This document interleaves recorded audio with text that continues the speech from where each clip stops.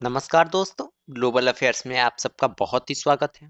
आशा करता हूँ आप सब बहुत अच्छे होंगे। मेरा नाम है आदित्य रवि और आज हम बात करने वाले हैं चाइना के उस ऑफिशियल स्टेटमेंट में जहां उसने ताइवान को कहा है कि इंडिपेंडेंस का मतलब वॉर होगा।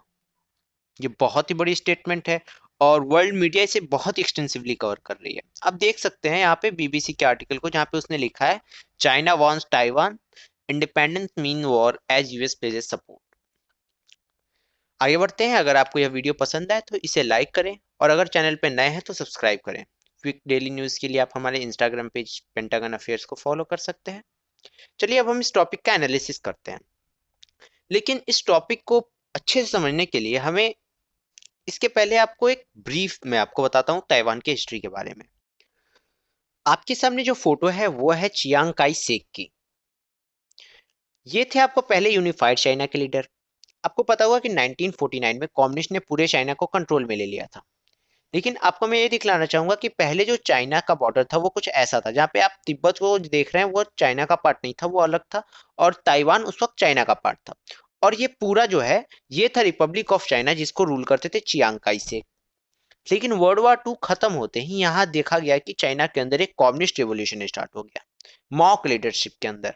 और हजारों लाखों कम्युनिस्ट ने इनके सिटीज और टाउन को कैप्चर करने लगे, जिसकी वजह से चाइना के अंदर एक सिविल वॉर स्टार्ट हो गया। और रिजल्ट यह निकला कि चियांग काय शेक को अपनी सत्ता मेन लैंड से हटाकर ताइवान में ले जाना पड़ा।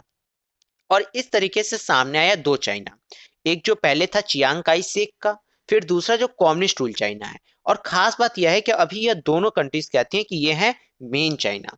आप देख सकते हैं, यह है, आप मैप में देख सकेंगे, यह है चाइना आपको और यह है ताइवान। अब हम अगर यहाँ दोनों देश के पर्सपेक्टिव को समझते हैं तो यहाँ पे कम्युनिस्ट चाइना का बात करें तो वो कहता है कि ताइवान उनका एक प्रोविंस है और जल्दी चाइना का एक प्रॉपर पार्ट बन जाएगा। और अगर ताइवान के लीडर्स की सुने तो उनका सपना था कि एक दिन वापस से वो चाइना जाएंगे और उसके अंदर वो कम्युनिस्ट गवर्नमेंट को खत्म करेंगे और पूरे चाइना को दोबारा यूनिफाई करके रूल करेंगे। ये खैर उनका सपना 1979 तक था। अब तो ऐसा पॉसिबल नहीं है क्योंकि चाइना भी बहुत ही पावरफुल है, कुछ बहुत अच्छे पावरफुल कंट्रीज में आता है।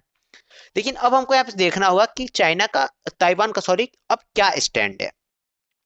आपको यह जानना चाहिए कि ताइवान के अंदर दो मेजर पॉलिटिकल पार्टीज है, एक है डीपीपी और एक है केएमटी।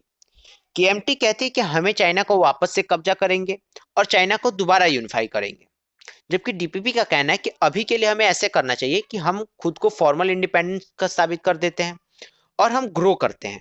बाद में अगर in the case communist party collapse करती है चाइना में तो हम दोबारा से चाइना को क्लेम करेंगे और हम वहां रूल कर सकते हैं।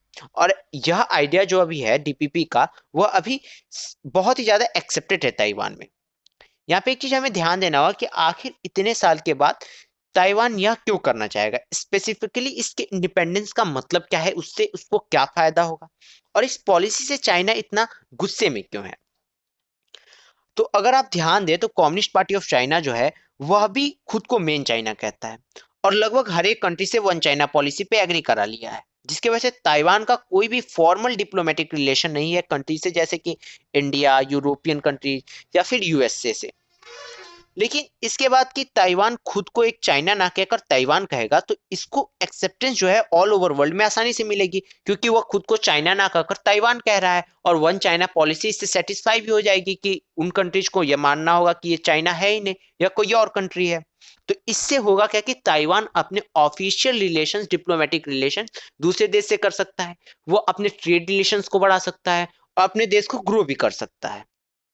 तो अब यहाँ पे क्वेश्चन है कि इससे चाइना को क्या दिक्कत होगा। तो इसका कारण बहुत ही साफ है। जब कम्युनिस्ट पार्टी ने चाइना के मेनलैंड पे कब्जा किया तो उसने बहुत ही ज्यादा कॉम्प्लेक्स डिप्लोमेसी से वन चाइना पॉलिसी को हर एक कंट्री से एक्सेप्ट कराया।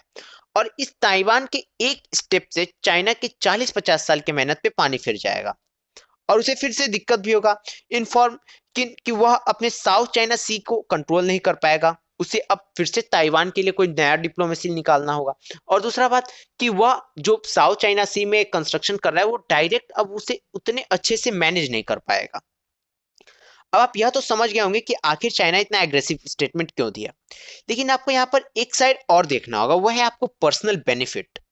एक एक आदमी का बस। अगर आप पिछले कुछ सालों में जिनपिंग का देखें तो उनके ऊपर बहुत ही क्वेश्चन उठाए जा रहे हैं। कोरोना वायरस की वजह से चाइना का पूरे विश्व में बेइज्जती हुआ है, उनके इंटरनेशनल रेपुटेशन गिर गया है, उनका इकोनॉमी में भी गिरावट देखने को मिला है। और इन सब के कारण जिनपिंग के साथ साथ उनके प्रेसिडेंसी पर भी सवाल उठने लगा है। और अगर इस वक्त जिनपिंग अपने को दोबारा साबित नहीं करते हैं कि वह एक बहुत ही अच्छे लीडर हैं, अपने लोगों को वो विश्वास नहीं दिलाते हैं, तो उनके लीडरशिप पे ये एक खतरा है। अब फाइनली यहाँ क्वेश्चन यह आता है कि इंडिया का स्टैंड यहाँ पे क्या होना चाहिए ताइवान के मुद्दे पे। तो यहाँ पे आपको ध्यान देना होगा कि अगर चाइना ताइवान को कैप्चर करने में सक्सेसफुल रहा तो यहाँ चाइना बहुत ही स्ट्रांग बन जाएगा स्ट्रेटेजिकली, और ये बहुत ही डेंजरस होगा, क्योंकि उसके बाद जो उसका निशाना होगा वह होगा साउथ चाइना सी और आंध्र प्रदेश। और आंध्र प्रदेश में वेनेडियम मिलने के बाद तो चाइना का ध्यान उस पर और है। खैर, इस मुद्दे पे हम बाद में बात करेंगे। यहाँ पे इंडिया ये कर सकता है कि वो ताइवान को एक अपॉर्चुनिटी की तरह यूज कर सकता है, ताइवान को सपोर्ट करके। अगर सपोर्ट करे इंडिया तो बेसिकली हो सकता है इन फ्यूचर ताइवान एक इंडिपेंडेंट कंट्री बन जाए। अब इससे होगा क्या, तो इंडिया ये हो सकता है कि इन फ्यूचर इंडिया अपना कोई डिफेंस बेस वहां बना सकता है, कोई नेवल बेस बना सकता है। इस तरीके से इंडिया को स्ट्रेटेजिकली भी हेल्प मिलेगा। और दूसरा बात, चाइना का जो मोनोपोली है साउथ चाइना सी की तरफ जो बढ़ रहा है, उसमें एक बहुत ही बड़ा हेल्प मिलेगा ताइवान की तरफ से रोकने में। तो इसके पे वर्ल्ड का रिएक्शन क्या है, बेसिकली यूएस का रिएक्शन क्या है। तो यूएस का रिएक्शन यहाँ पे बहुत ही मायने रखता है, क्योंकि वो बहुत देश को मिलिटरली हेल्प करता है, स्ट्रेटेजिकली हेल्प करता है। तो जैसे ही ऐसा चाइना का रिस्पॉन्स आया कि वो ताइवान पे हमला करेगा अगर उन्होंने खुद को इंडिपेंडेंट साबित किया, तो उनका रिएक्शन आया कि आप यहाँ पे पढ़ सकते हैं, Pentagon spokesman dismisses China's warning on Taiwan as unfortunate. अब यहाँ पे यूएस यह कह रहा है कि यह चाइना का वार्निंग बहुत ही अनफॉर्चुनेट है, लेकिन हम ताइवान के साथ खड़े हैं, हम ताइवान को मिलिटरली भी सपोर्ट करेंगे। ये बहुत ही बड़ा रिस्पॉन्स है। लेकिन यहाँ पे देखने को मिला है कि जो अभी तक प्रेसिडेंट बाइडेन की तरफ से कोई एक ऑफिशियल स्टेटमेंट नहीं आया है। ये बहुत ही खास बात है। तो ये था दोस्तों चाइना और ताइवान के बीच के टेंशन का रीजन एनालिसिस। आशा करता हूँ आपको ये वीडियो पसंद आया हो। चैनल के और अपडेट्स के लिए आप हमारे चैनल को सब्सक्राइब कर सकते हैं, और हमें इंस्टाग्राम पेज आदित्य रवि 9034 पे हमें पर्सनली फॉलो भी कर सकते हैं।